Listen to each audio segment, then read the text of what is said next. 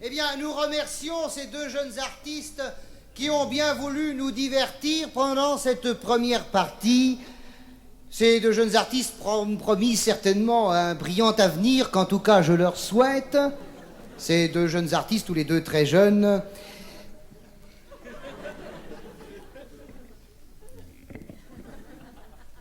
Hélas, maintenant, nous allons revenir à des considérations plus terre à terre, mais puisque vous êtes venus pour cela, mes amis, je vais me permettre de commencer tout de suite devant ces micros auxquels je ne suis pas encore habitué. Je ne suis pas habitué, comme tous ces jeunes musiciens et chanteurs, à ce qu'ils appellent la sono. De notre temps, on appelait ça risation. Je choisirai celui-là. Chers amis du changement, je ne vous demanderai pas si vous êtes satisfaits de la rapidité du changement. Je ne vous le demanderai pas, car la réponse est évidente. Tel un bolide lancé dans l'espace à la vitesse d'un ovni, le changement est passé si rapidement sur notre pays qu'on ne l'a même pas vu passer. Certes, il se trouve encore en France des Français. Oui. Pour estimer que ça ne change pas encore assez vite. Il y en a. Il y en a, et j'ai mes chiffres, il y en a 56 millions. On peut estimer que c'est beaucoup pour un pays qui compte 52 millions d'habitants. Mais je répondrai qu'il ne faut pas exiger pour demain ce que nous promettions pour avant-hier. Car avant-hier, c'est du passé et il faut voir l'avenir. Or, l'avenir, ce n'est pas demain, car demain sera vite passé. J'en veux pour preuve qu'après-demain, demain sera considéré comme hier. D'ailleurs, vous connaissez tous le proverbe qui dit « ce n'est pas demain la veille », puisque la veille, c'était hier soir. C'est chier comme... c'est chier. Oui, car oui. Laissons le passé au passé. Je vois là-bas une banderole qui me dit « enculé ». Eh bien, c'est du passé, si j'ai bonne mémoire. Telle autre banderole me dit « va te faire foutre ». Telle autre pancarte me dit « va te faire sodomiser par les Grecs ». Telle autre banderole me dit « va te faire voir chez ta tante ». Eh bien, je répondrai que je ne peux pas être partout à la fois.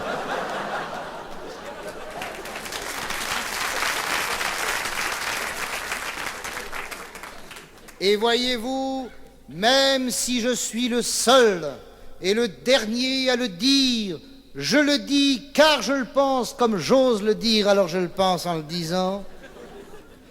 Je suis contre le chômage, car il est désolant pour un homme de ne rien faire de ses 10 doigts, et en tant que député, j'en sais quelque chose.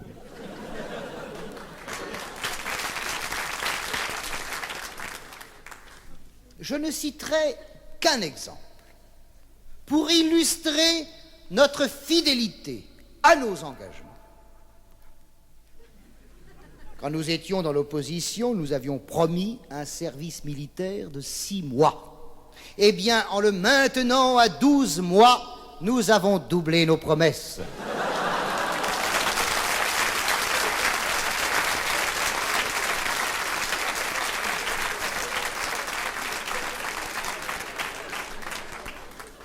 Qui peut nier le contraire?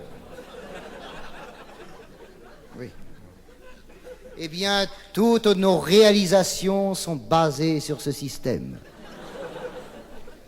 Mes amis, l'histoire avec un grand A. Chut. L'histoire dira plus tard avec quelle ardeur combative nous avons repoussé les magnétoscopes à Poitiers, sans verser une seule goutte de sang, car nous fabriquons français. Nous défendons la France contre les produits étrangers qui la menacent, et le jour n'est pas loin où nous brûlerons les capotes anglaises à Rouen.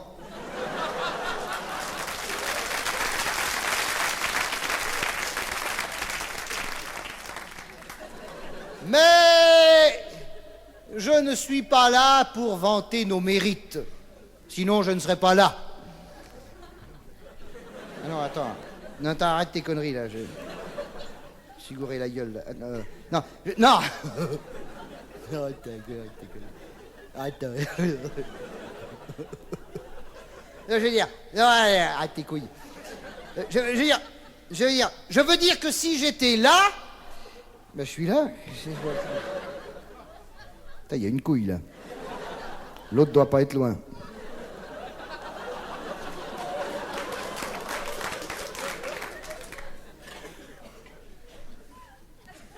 Bref, comme tout homme politique conscient de sa miction, oui, enfin bon, je préfère parler de ce que nous allons faire plutôt que de ce que nous avons fait. Car ce qui n'est pas fait reste à faire, et ce qui est fait reste à faire aussi. C'est une tâche double. Écoutez.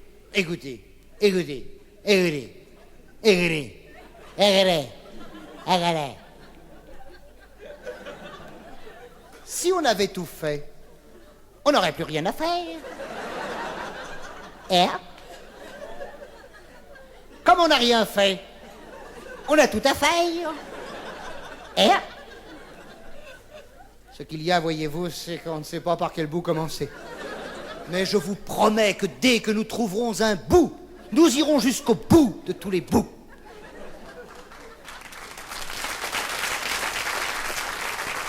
Écoutez,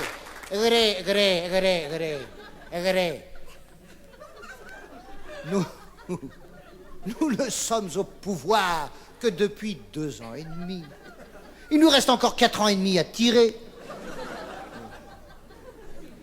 Or, je vous le demande et vous me répondez, car je vous répondrai en vous le demandant.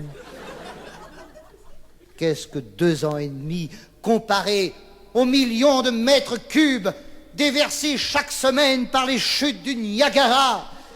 Oula, où je vais, là, oula. Ah, là, c'est la deuxième couille, là, voilà.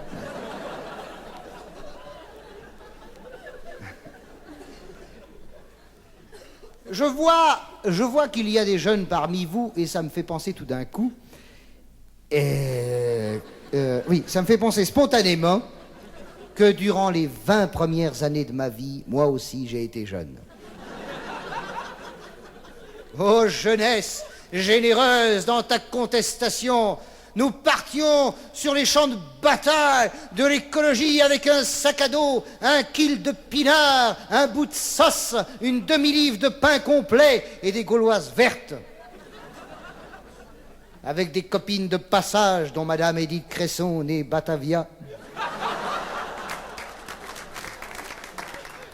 Je me promenais tout nu le long des rivières de France en y plongeant quelquefois, bien que je ne suce pas. Hein? Nager, pardon. Mais j'allais toujours là où il y avait pied. Oui, oh, c'est pas la peine de gueuler comme un con. Ça sert à rien. Voyez-vous, mes amis, je dirais en conclusion que tout change, tout évolue à vue. Tout évolue va. Bon, enfin, ça change, quoi.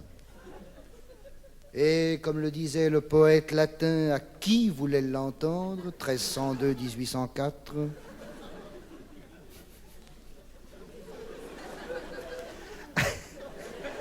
Non, arrête tes conneries. Est in hoc barbitur est in intellectu in seculorum bibit. Ce qui veut dire en gros, il n'y a que les imbéciles qui gardent la même idée pendant toute leur vie. Ça a toujours été mon idée.